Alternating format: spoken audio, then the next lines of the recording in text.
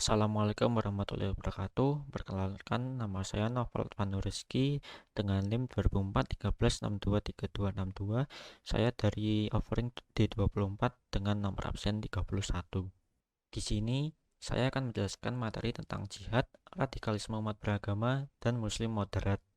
Yang pertama, pengertian jihad dan radikalisme.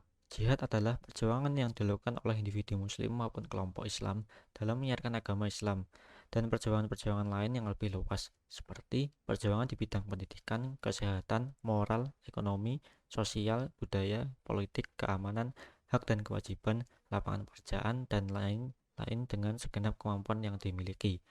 Sedangkan radikalisme umat beragama adalah paham yang menginginkan pembaruan atau perubahan sosial dan politik secara drastis dengan menggunakan sikap yang ekstrim. Radikalisme bukan ciri ajaran Islam karena Islam dalam menyiarkan agama menggunakan cara bil hikmah atau bijaksana, tutur kata yang santun, dan menggunakan cara berdebat yang dilandasi saling hormat menghormati. Selanjutnya yaitu landasan dan macam-macam jihad. Landasan jihad. Landasan jihad yang berstatus hukum fardu ain ini adalah firman Allah Subhanahu wa taala sebagai berikut. Bismillahirrahmanirrahim. Ya ayyuhalladzina amanu idza laqitumul ladzina kafaru zahfan fala tuwalluhumul adbar. Yang artinya, wahai orang-orang yang beriman, apabila kamu bertemu dengan orang-orang yang kafir yang sedang menyerangmu, maka janganlah kamu mundur membelakangi mereka. Quran Surat Al-Anfal ayat 15. Macam-macam jihad. Jihad memiliki dua macam, yaitu jihad universal dan jihad kontekstual. Jihad universal di dalam Al-Quran disebutkan di dalam surat Al-Nahl ayat 110 yang artinya, sesungguhnya Tuhanmu adalah pelindung bagi orang-orang yang berhijrah sesudah menderita cobaan. Kemudian mereka berjihad dan sabar. Sesungguhnya Tuhanmu setelah itu benar-benar maha pengampun lagi maha penyayang.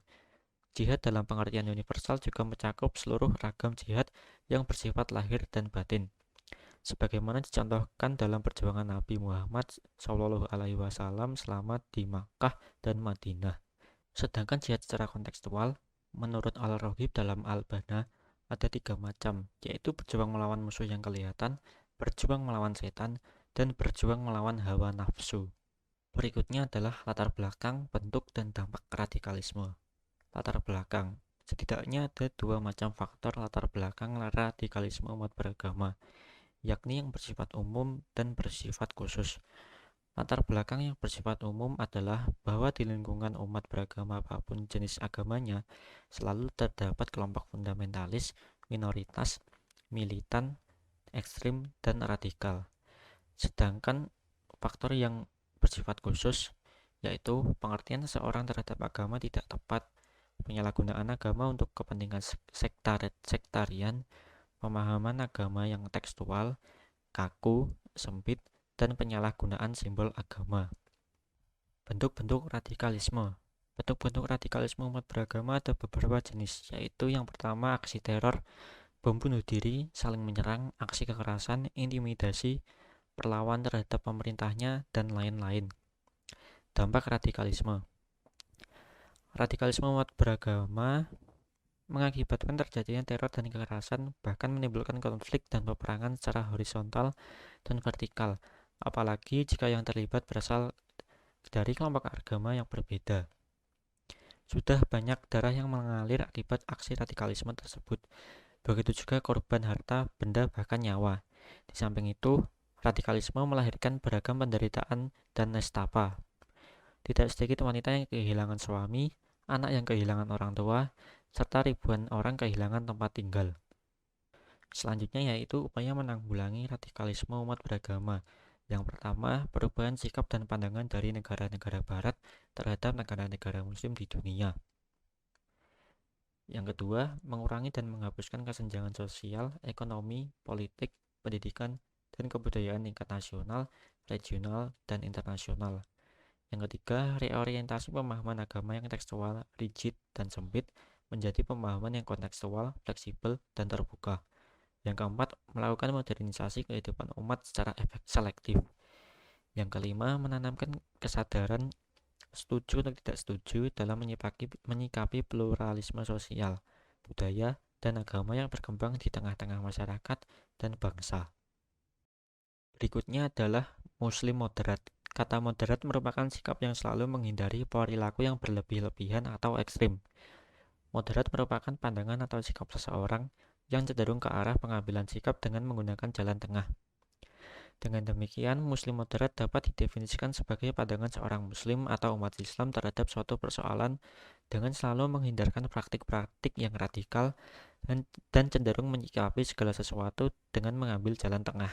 Muslim di Indonesia pada dasarnya adalah moderat dan toleran. Karena latar belakang masuknya Islam ke Indonesia yang damai lewat para pedagang Gujarat dan Arab. Padahal saat itu penduduk Indonesia sudah memiliki keyakinan dan kepercayaan tertentu seperti Hindu, Buddha, animisme, dan dinamisme. Secara sosial budaya, Muslim Indonesia berbeda dengan Muslim di belahan dunia lain. Meski demikian, umat Islam di Indonesia tidak dapat dikatakan kurang kental keislamannya dibanding dengan umat Islam di negara lain. Umat Islam di Indonesia tetap mengamalkan akidah syariah dan akhlak secara murni. Keragaman pandangan yang terjadi di kalangan umat Islam Indonesia hanya berada pada tataran furu'iyah. Di Indonesia, umat Islam yang merupakan populasi mayoritas itu kaya dengan khazanah tradisi dan budaya, dan memiliki banyak institusi sosial, budaya, ekonomi, politik, keamanan, pendidikan, dan kesehatan. Jadi, kesimpulan dari materi ini adalah jihad, radikalisme umat beragama, dan muslim moderat adalah hal yang sedang dihadapi umat muslim saat ini. Yang harus kita lakukan adalah berusaha dengan menerapkan sikap moderat dalam kehidupan sehari-hari. Sekian penjelasan materi dari saya. Jika ada kesalahan, saya mohon maaf. Terima kasih. Wassalamualaikum warahmatullahi wabarakatuh.